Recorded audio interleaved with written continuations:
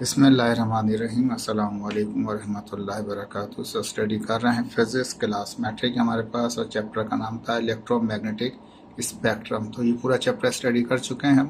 तो previous lecture में से आप जाके हर सवाल के जवाब आपको मिल जाएंगे। तकरीबन सवाल बना के हमने उसको सॉल्व किया हुआ है, और इस वक्त हम स्टडी करेंगे इसके एमसीक्यूज और उसके न्यूमेरिकल। तो पहले एमसीक्यूज कहता है the wave that have maximum penetrating, कहता है कि ऐसी वेव जिसमें मैक्सिमम ज़्यादा से ज़्यादा क्या हो, पेनिट्रेटिंग पावर हो, यानी कि आए और अंदर से पास होके निकल जाए, यानी अंदर से पास हो जाए। सबसे ज़्यादा हाई पेनिट्रेटिंग पावर किसका है? टू ट्रीट ट्यूमर, जिसमें हम ट्यूमर को ट्रीट करते हैं। ठीक है।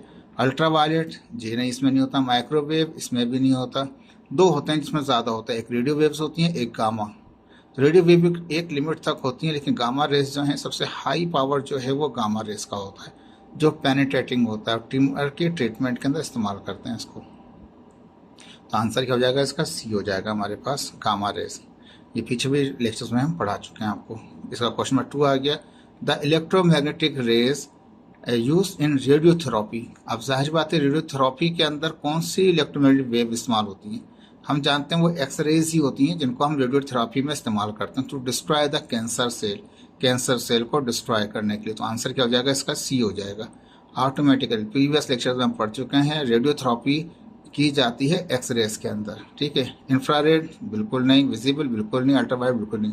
आंसर क्या होगा इसका? आंसर सी कहलाएगा आपको। तो सी इसका आंसर है आपका। ठीक है। इसके बाद एक नया सवाल है, क्वेश्चन नंबर 3। आसान सवाल थे, मुश्किल नहीं थे आपके। तो जो डिस्ट्रॉय करते हैं, रेडियोथेरापी का नाम आती है हमने एक्सरे, जहन में हमारे पास है। पीछे लेक्चर डिलीवर किए हमने, उसमें से आप देख सकते हैं, बहुत डिटेल के अंदर में समझाई ये चीज़ें। अब क्वेश्चन नंबर 3 जो है न्यूमेरिकल टाइप का है। कहता है the velocity of light in a diamond. Diamond जो है उसमें जो वेलोसिटी ऑफ लाइट है हमारे पास, वो क्या होगी? 4 ऑप्शन दे रहा है यहाँ पे। ठीक है। तो वेलोसिटी ऑफ लाइट मालूम करना है डायमंड के अंदर। हम जानते हैं यहाँ पे, where is the refractive index of diamond with respect to the vacuum. Vacuum के मुकाबले में जो डायमंड का रिफ्रैक्टिव इंडेक्स है वो कितना है? 2.5 है हमारे पास। ठीक है। रिफ्रैक्टिव इंडेक्स मीन्स एन आपको दिया हुआ है। अब डेटा बना के इसको सॉल्व करेंगे। मैं लिखा एन जो है वो क्या? 2.5 है। तो N is equal to refractive index को हम एन से जाहिर करते हैं। ठीक है।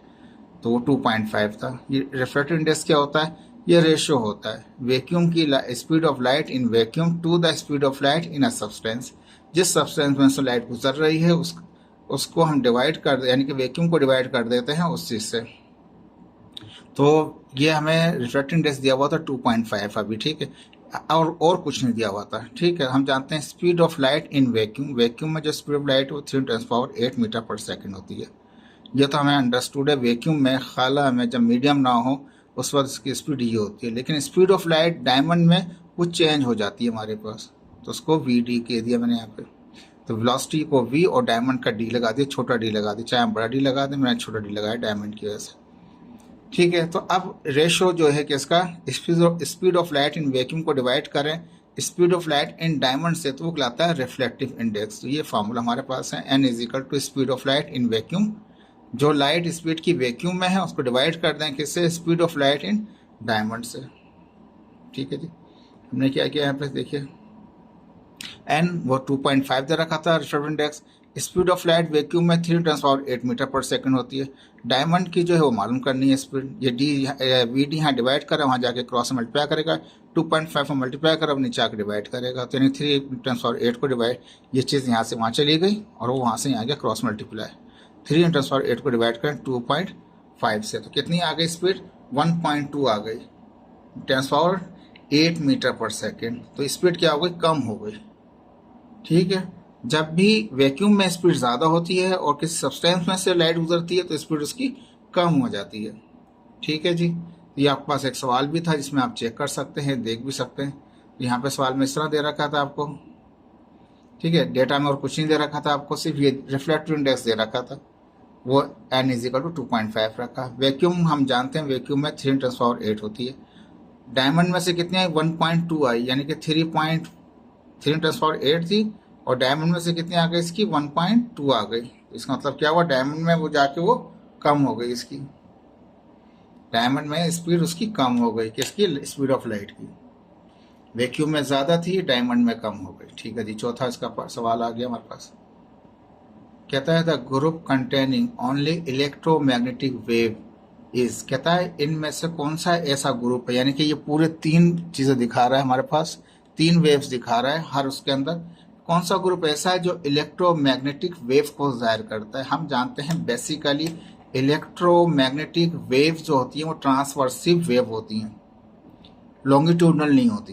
क्या होती हैं ये? इलेक्ट्रोमैग्नेटिक वेव की प्रॉपर्टी है कि ये ट्रांसवर्सिव वेव होती है हमारे पास। अब ट्रांसवर्सिव वेव में हमारे पास अब यहाँ पे देखें ऑप्शन दिया हुआ है, light wave, radio wave, microwave. Light wave, radio wave, sound wave, sound डाल दिया। साउंड जो है वो इलेक्ट्रोमैग्नेटिक वेव नहीं है, साउंड जो है इलेक्ट्रोमैग्नेटिक वेव की नेचर है ट्रांसवर्सिव, और लॉन्गिट्यूडनल वेव की जो टाइप होती है वो होती है साउंड वेव। तो साउंड जो है वो इलेक्ट्रोमैग्नेटिक में नहीं आता, साउंड नहीं आता, साउंड नहीं आता, यानी कि ये ऑप्शन भी कैंसिल हो गया, जो साउंड वेव आ रहा है यहाँ, ये ऑप्शन भी कैंसिल हो गया, ये भी साउंड ये भी कैंसिल, पहला आंसर ए आ जाएगा इसका। ठीक है, क्योंकि इलेक्ट्रोमैग्नेटिक वेव जो होती है वो ट्रांसवर्सिव वेव होती हैं, और साउंड वेव जो होती हैं वो ट्रांसवर्सिव नहीं होती, वो लॉन्गिट्यूडनल होती हैं। ठीक है, तो ये बी, सी और डी तीनों के अंदर साउंड आ रहा है, तो आंसर क्या होगा? वो ए हो जाएगा आपका। आसान था, मुश्किल नहीं है। देखेंगे पांचवें में कहता है the list that shows the electromagnetic wave in order of increasing wavelength. इसमें से बताइए सारे के सारे इलेक्ट्रोमैग्नेटिक हैं, ये हमारे पास वेव्स हैं। ठीक है, लॉन्गिट्यूडनल नहीं है हमारे पास, ट्रांसवर्सिव वेव्स हैं हमारे पास। इलेक्ट्रोमैग्नेटिक स्पेक्ट्रम में के कंपोनेंट हैं, इलेक्ट्रोमैग्नेटिक वेव के कंपोनेंट हैं ये। ठीक है, अब ये कंपोनेंट में हमें इस तरह से ऑर्डर रखना है कि इंक्रीजिंग वेवलेंथ बढ़ती जाए। तो हम जानते हैं सबसे छोटी वेवलेंथ रेडियो की होती है।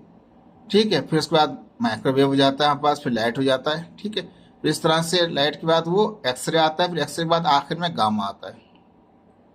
Microwave, X ray, gamma. ठीक है, ये तो ऑर्डर हो गया, लेकिन बढ़ती है कम होती है। जब हम रेडियो से जाते हैं हम माइक्रोवेव में तो वेवलेंथ बढ़ती नहीं है, वेवलेंथ छोड़ जाती है। यानी कि रेडियो से एक एंड पे रेडियो है और एक एंड पे गामा है। जैसे रेडियो से गामा की तरफ जाएंगे तो वेवलेंथ बढ़ती नहीं है, वेवलेंथ छोटी होती जाती है। जब भी रेडियो वेव से आप मूव करते हैं गामा वेव की तरफ तो वेवलेंथ कम होती चली जाती है। तो इसका मतलब ये कि हमें चाहिए बढ़ती हुई इंक्रीजिंग वेवलेंथ, तो हमें गामा से उल्टा आना पड़ेगा। हमें कहाँ से आना पड़ेगा? गामा से आना पड़ेगा हमें। तो ये तो माइक्रोवेव, एक्सरे और गामा, ये तो वेवलेंथ बढ़ नहीं रही है, ये कम होती जा रही है। वो कह रहा है इंक्रीजिंग चाहिए। ठीक है, तो पहला ऑप्शन तो कैंसिल हो गया। दूसरे में क्या करता है, इसमें ऑर्डर ही चेंज कर दिया, गामा पहले कर दिया, एक्सरे बाद में कर दिया। ठीक है, ये तो वैसे भी खत्म हो जाएगा, और ये यहाँ से बढ़ता छोटी होती जाएगी, बढ़ेगी नहीं। तो ये ऑप्शन भी कैंसिल हो गया। एक्सरे से आ रहे हैं, उलट आ रहे हैं, यानी कि गामा साइड से आ रहे हैं, तो एक्सरे पहले लिखा बाद में गामा, ये ऑर्डर ही गलत है, पहले गामा होगा बाद में एक्सरे होगा। ये भी कैंसिल हो गया। गामा, ऑप्शन डी आंसर है। गामा वेव सबसे छोटी होती है, उससे बड़ी वेव जो होती है एक्सरे होती है, फिर उसके बाद कौन सी होगी? माइक्रोवेव होगी। तो आंसर डी कहलाएगा आपका। ठीक है, माइक्रोवेव से उस तरफ जाएंगे तो वो छोटी होती चली जाएगी, माइक्रोवेव से गामा या एक्सरे हो जाएंगे तो छोटी होती जाएगी। अब यहाँ से आ तो रहे हैं लेकिन ऑर्डर गलत कर दिया एक्सरे और गामा का, क्योंकि सबसे जो छोटी होती है वो गामा की होती है, उससे बड़ी एक्सरे की होती है, उसके बाद फिर माइक्रोवेव की होगी। तो ये ऑर्डर ही गलत है। Answer D is the answer, क्योंकि सबसे छोटी गामा की है, उससे बड़ी एक्सरे की है, उससे बड़ी जो है माइक्रोवेव की है। ठीक है जी, इसके बाद क्वेश्चन नंबर 6 आ गया आपका। कहता है type of electromagnetic wave use in security scanner. Security scanner के अंदर कौन सी माइक्रोवेव इलेक्ट्रोमैग्नेटिक वेव इस्तेमाल करते हैं? एट नाइट, नाइट के अंदर, दिन की बात नहीं कर रहे हैं। सिक्योरिटी स्कैनर के अंदर सिक्योरिटी तौर पे आप स्कैन कर रहे होते हैं, जैसे रूम का मैंने पढ़ाया था आपको, तो वो कौन सा होता है हमारे पास? वो हमारे पास जो होती हैं वो इंफ्रा रेड आ जाती हैं, हमारे पास रेज होती हैं जो क्या करते हैं, जो स्कैनर के अंदर इस्तेमाल कर रहे होते हैं। माइक्रोवेव इस्तेमाल नहीं करते, रेडियो वेव इस्तेमाल नहीं करते। एक्सरे डिटेक्ट ज़रूर करता है, मेटलों को डिटेक्ट करता है, ठीक है, लेकिन वो एक अलग होता है। लेकिन नाइट विजन के लिए जो इस्तेमाल करते हैं वो नाइट विजन के लिए स्पेशल इसने लिखा नाइट लिखा वर्ड, तो नाइट विजन में इंफ्रा रेड इस्तेमाल करते हैं। खासतौर पर स्कैनर करने के लिए वो कैमराज में इस्तेमाल किया जाता है इंफ्रा रेड का, और रूम्स के अंदर इसका पैटर्न लगा दिया जाता है। कोई बंदा अगर आता है तो उसको डिटेक्ट करता है इंफ्रा रेड के जरिए। ठीक है, answer A is your answer.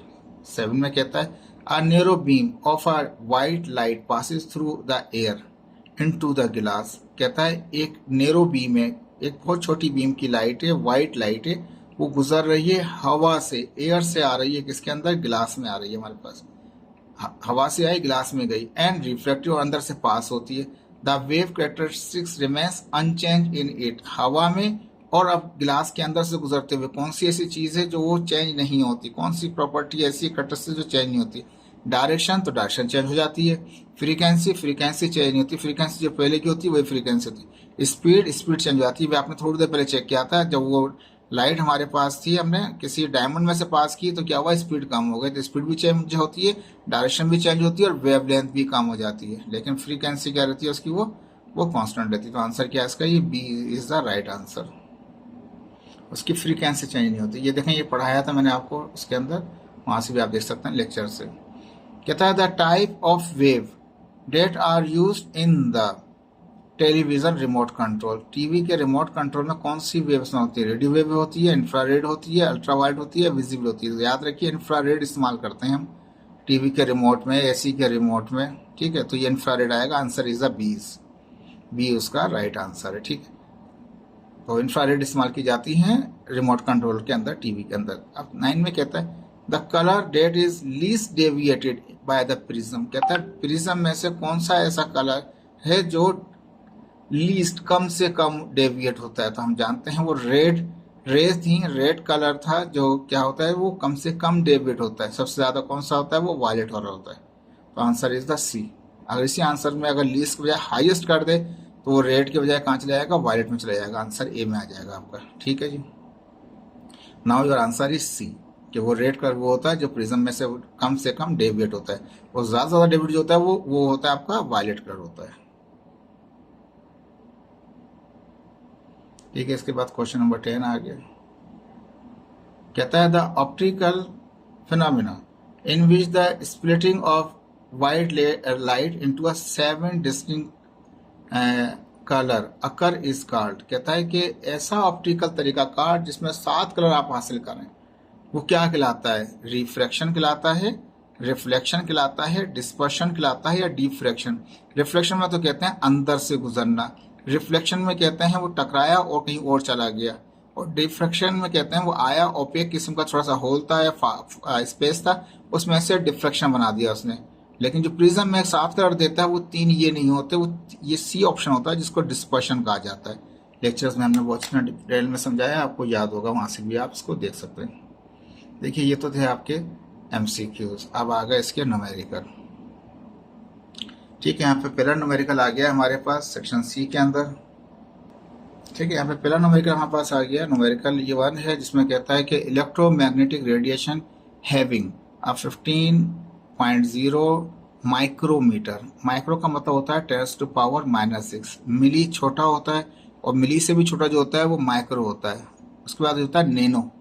तो ये एक ऑर्डर है, जो अभी हमें माइक्रो लिखा हुआ है, जो यू की तरह लिखा हुआ है, तो माइक्रो 10⁻⁻⁶ यानी 15 × 10⁻⁵ मीटर की उसकी क्या है, वेवलेंथ है। यानी कि आपको लेमडा दे रहा है आपके पास। एक इलेक्ट्रोमैग्नेटिक रेडिएशन हैं जो क्या कहते हैं 15.0 माइक्रोमीटर की हैं, और wavelength is classified as infrared radiation. जो वेवलेंथ है ये 15.0 माइक्रोमीटर जो है, इसको हम कहते हैं इंफ्रारेड रेडिएशन कहते हैं। तो ये वेवलेंथ दे रहा है आपको 15.0 माइक्रोमीटर, ये आपको वेवलेंथ दे रहा है। तो मैंने लिख दिया lambda is equal to 15 micrometre, micro का यू बना दिया, म्यू की तरह बना दिया, म्यू को का मतलब है 10⁻⁶ मीटर हो गया हमारे पास, ठीक है जी।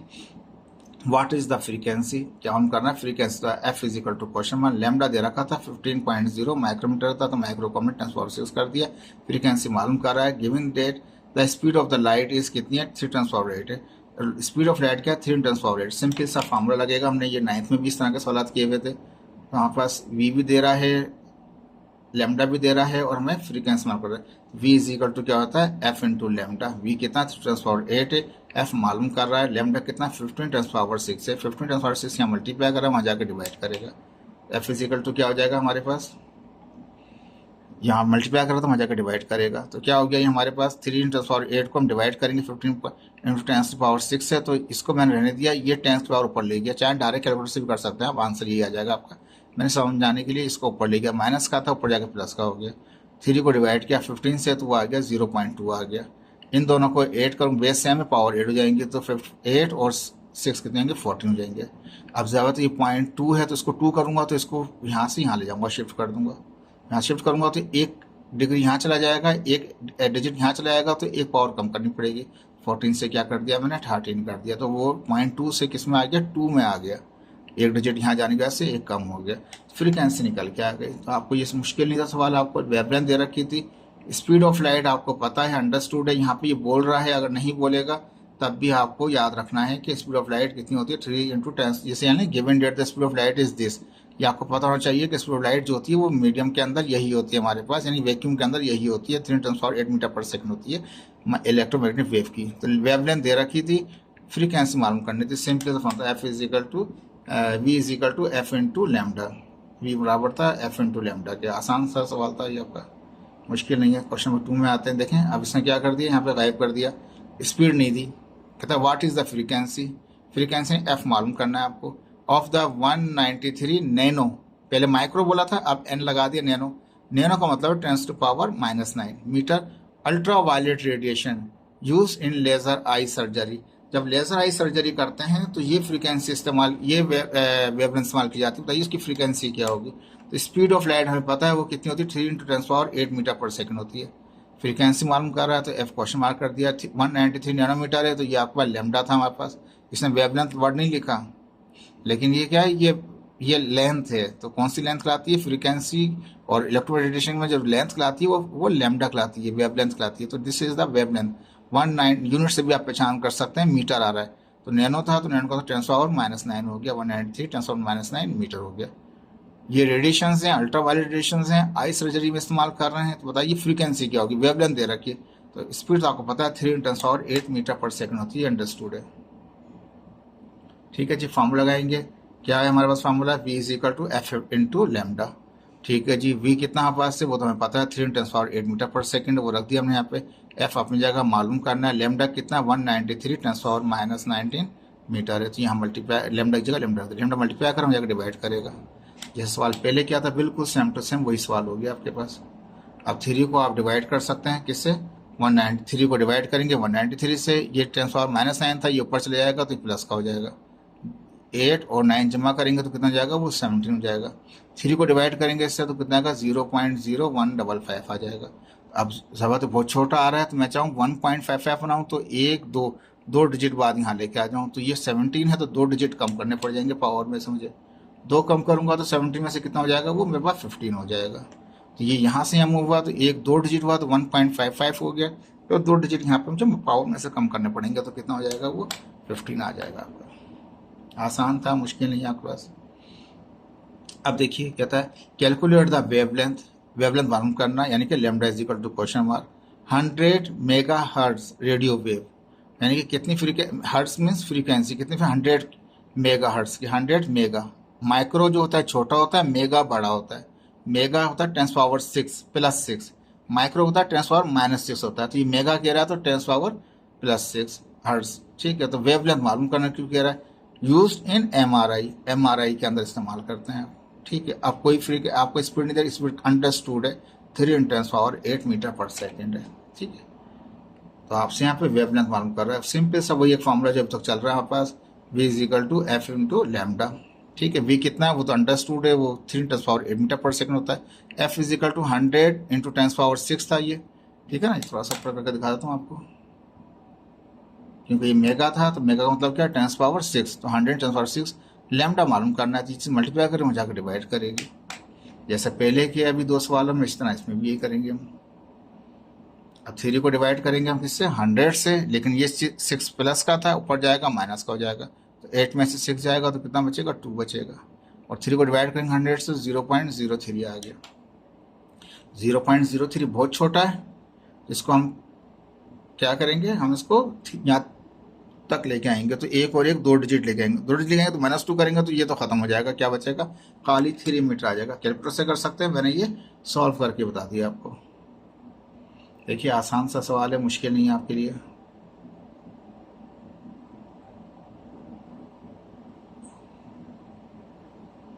ये 3 सवाल आपके इसके हो गए। ठीक है, 3 मीटर आ गया था आपका। अब चौथे में कहता था distance from earth to the sun, यानी कि फासला एस, कहाँ से, जमीन से सन तक का, अर्थ से सन तक का कितना 1.49 10⁻11 मीटर है। आपको डिस्टेंस दे रहा है जमीन से सन तक का, तो एस इज इक्वल टू कितना आ गया 1.49 10⁻11 मीटर आ गया। How long a radio pulse radiate from the sun, अगर फर्ज करें कोई वेव आ रही है, रेडियो वेव आ रही है, कहाँ से आ रही है, सन से आ रही है, ठीक है, जैसे कि रोशनी आ रही होती है, तो रेडियो वेव यहाँ पे क्या रेडियो पल्स की कह रहा है, तो रेडियो पल्स आ रही है, कोई सन से आ रही है, take to reach on the earth, अगर कोई पल्स वहाँ से आ रही हो तो कितना टाइम लेगी, रेडियो पल्स, ठीक है, माइक्रोवेव नहीं है, रेडियो पल्स की बात कर रहा है, कितना टाइम लेगी, तो T is equal to question mark कर दिया। अब यहाँ पे कहता है स्पीड ऑफ लाइट वैक्यूम में कितने 10⁻8 मीटर पर सेकंड होती है। अब फॉर्मूला लेमडा फ्रीक्वेंसी वाला नहीं आ गया हमारे पास, अभी डिस्टेंस का फार्मूला आ गया, ठीक है, वेवलेंथ का नहीं है फार्मूला। टाइम कितना लगेगा, डिस्टेंस इतना है, तो S is equal to we T, पुराना फार्मूला 9th वाला, S is equal to we T. हमें क्या टी मालूम करना, तो वी मल्टीप्लाई कर वी जाकर डिवाइड करेगा एस को, तो S over V is equal to T, या टी इज इक्वल टू क्या हो जाएगा हमारे पास, एस ओवर वी हो जाएगा। एस कितना था वो दे रखा था 1.49 10⁻11, वी हमें अंडरस्टूड है 3 10⁻8 मीटर पर सेकंड, डिवाइड करेंगे इन दोनों को, देखा 496.66 सेकंड हो गया। इसको चाहे तो राउंड ऑफ करके 7 भी कर सकते हैं, ये इतना भी रखें तो भी आंसर सही है आपका, ठीक है, सिंपल सा फासला था, फासला दे रखा था आपको, एस दे रखा था 1.49 10⁻11 दे रखा था, स्पीड आपको पता होती है, जो इलेक्ट्रोमैग्नेटिक वेव होती है, रेडियो वेव्स होती है, उनकी स्पीड 3 10⁻8 मीटर पर सेकंड।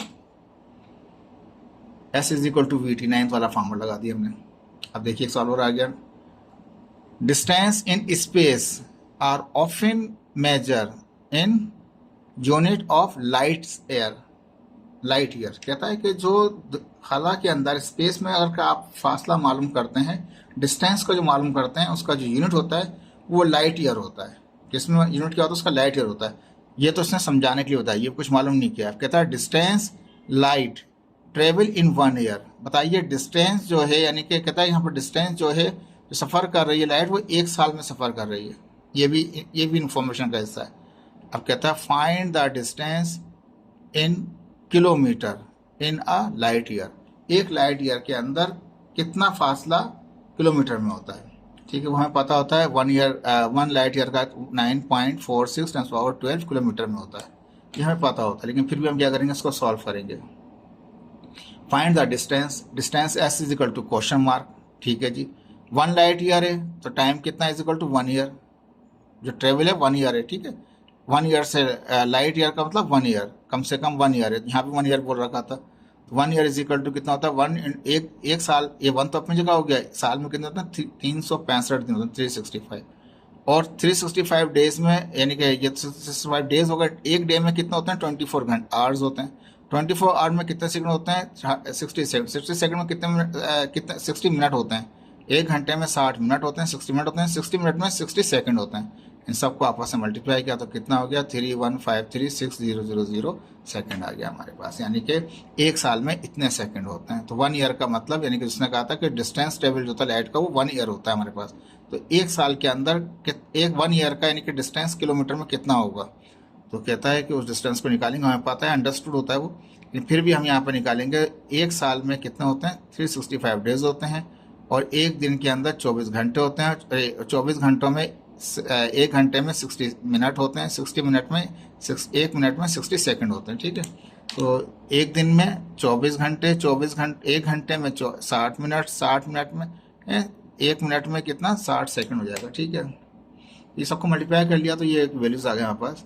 हम जानते हैं स्पीड ऑफ लाइट कितनी होती है, वो v is equal to 3 10⁻8 metre पर सेकंड, सिंपल फार्मूला डिस्टेंस का, s is equal to we t, अभी थोड़ी देर पहले लगाया, तो v कितना हमारे पास है, वो 3 10⁻8 मीटर पर सेकंड है, और टाइम कितना है 3153600, ठीक है, इनको मल्टीप्लाई करें, सिंपल सा मल्टीप्लिकेशन है, जो भी मल्टीप्लाई करेंगे आप वो आपके पास ये आ जाएगा, मीटर में आ जाएगा, क्योंकि इस वक्त मीटर पर सेकंड था तो ये मीटर में ही आएगा।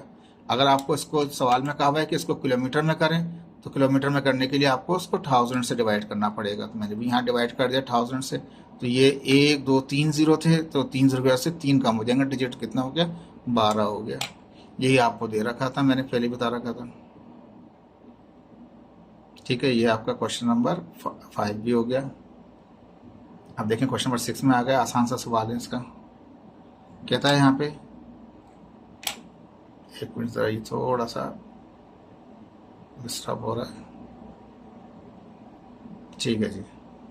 कहता है कि what is the speed of a green light. Question number 5 कर चुके हैं आप, किलोमीटर में निकाल चुके थे उसका। अब यहाँ 6 में कहता है कि what is the speed of green light, green light sorry what is the sorry ये सवाल सही पढ़ा नहीं, what is the frequency of a green light, green light की बताइए फ्रीक्वेंसी क्या होगी। तो फ्रीक्वेंसी मालूम करा तो f is equal to question mark what is the frequency, frequency of a green light की जिसकी वेवलेंथ कितनी है 5.5 10⁻⁷ मीटर है। तो वेवलेंथ दे रहा है आपको 5.5 10⁻⁷ मीटर दे रहा है। कहता है फ्रीक्वेंसी क्या होगी। स्पीड ऑफ लाइट जो है हमारे पास उसकी 3 10⁸ मीटर पर सेकंड होता है, ये आप जानते हैं। वो मैंने v इज इक्वल टू लिख दिया, ठीक है। यहाँ गलती से लिख दिया था s is equal to we t, क्योंकि वो नहीं लगेगा फॉर्मूला यहाँ पे। यहाँ पे फ्रीक्वेंसी वेवलेंथ लैम्डा वाला है तो v is equal to F into lambda लगेगा। v कितना है 3 10⁸ मीटर पर सेकंड है, फ्रीक्वेंसी मालूम करने दे रहा है। और ग्रीन लाइट की जो वेवलेंथ है 5.5 10⁻⁷ है, ठीक है। अब यहाँ पे 5.5 से 5 इंटू 10⁻⁷ जो है मल्टीप्लाई कर रहा है, वहाँ जाके ये 3 को उसको 3 10⁸ को वहाँ जाके ये डिवाइड करेगा। तो क्रॉस में आके यहाँ डिवाइड कर लिया इसने, ठीक है जी। f इज इक्वल टू ये हो गया। तो f इज इक्वल टू क्या हो गया, ये 10⁸ अपनी जगह पे ये प्लस का था तो ऊपर जाके माइनस का हो गया। 3 को डिवाइड किया 5.5 से तो 0.5 पॉइंट ये है 0.545 हमारे पास, ठीक है। अब हम क्या करेंगे, हम इसको डिजिट को हम चाहते हैं कि ये 0 के बजाय 5.45 हो जाए। अच्छा, इनमें से कितना बचेगा, इनमें से 8 में से जाएगा तो 1 बचेगा, 1 बचेगा, 10⁻1 बचेगा। इसको मैं यहाँ से 1 लेके आऊँगा तो वो 1 भी खत्म हो जाएगा। तो क्या हो गया 5.45। कैलकुलेटर से भी कर लेंगे तब भी आपके पास यही जवाब आ जाएगा। आसान सा सवाल था, इसमें कुछ नहीं कहा गया था आपसे। इसने कहा सिर्फ आपको बताइए व्हाट इज द फ्रीक्वेंसी, बताइए फ्रीक्वेंसी क्या है। तो एफ मालूम करने का, वेवलेंथ दे रखी थी, स्पीड ऑफ लाइट आप जानते हैं। सिंपल सिंपल छोटे छोटे सवाल है, इसकी प्रैक्टिस करेंगे आप तो आपको ये याद हो जाएंगे। लास्ट क्वेश्चन रह गया आपका, ठीक है। कहता है a typical house hold microwave, जो घर में इस्तेमाल किए जाते हैं, हमारे पास माइक्रोवेव ओवन इस्तेमाल किए जाते हैं, ऑपरेट करते हैं फ्रीक्वेंसी पे। कितनी फ्रीक्वेंसी होती है उसकी 2.45 गीगाहर्ट्ज़ होती है, ठीक है। What is the wavelength of this radiation, तो वेवलेंथ बताइए। फ्रीक्वेंसी दे रहा है, वेवलेंथ, स्पीड आपको पता है पहले से ही। अब मैंने देखिए यहाँ समझाने के लिख दिया। किलो का मतलब होता है 10 के का मतलब होता है किलो, किलो का मतलब 10⁻3। मेगा अभी इस्तेमाल किया था 10⁻6।